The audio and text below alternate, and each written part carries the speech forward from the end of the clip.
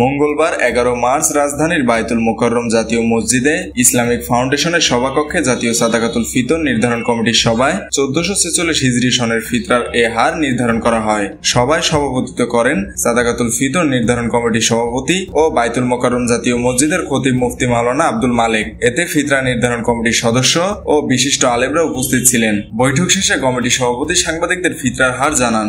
দেশের সব বিভাগ থেকে সংগৃহীত আটা, যব, খেজুর, কিশমিশ ও পনিরের বাজার মূল্যের ভিত্তিতে এই ফিতরা নির্ধারণ করা হয়েছে। মুসলমানরা নিজ নিজ সামর্থ্য অনুযায়ী ওই পণ্যগুলোর যে কোনো একটি পণ্য বা তার বাজার মূল্য দিয়ে সাদাকাতুল ফিতরা আদায় করতে পারবেন। এই পণ্যগুলোর স্থানীয় খুচরা বাজার মূল্যের তারতম্য রয়েছে, সে অনুযায়ী স্থানীয় মূল্যে পরিশোধ করলেও ফিতরা আদায় হবে। ইসলাম ধর্মের বিশ্বাস অনুযায়ী প্রত্যেক সামর্থ্যবান মুসলমানের জন্য রোজার ঈদে ফিতরা আদায় করা ওয়াজিব। নাবালক ছেলে মেয়েদের পক্ষ থেকে বাবাকে এই ফিতরা দিতে হয়, আর তা দিতে হয় ঈদুল ফিতরের নামাজের আগেই। মুসলমানরা সামর্থ্য অনুযায়ী গম, আটা, খেজুর, কিশমিশ, পনির ও জবের যে কোনো একটি পণ্যের নির্দিষ্ট পরিমাণ বা এর বাজার মূল্য ফিতরা হিসেবে গরিবের মধ্যে বিতরণ করতে পারবেন।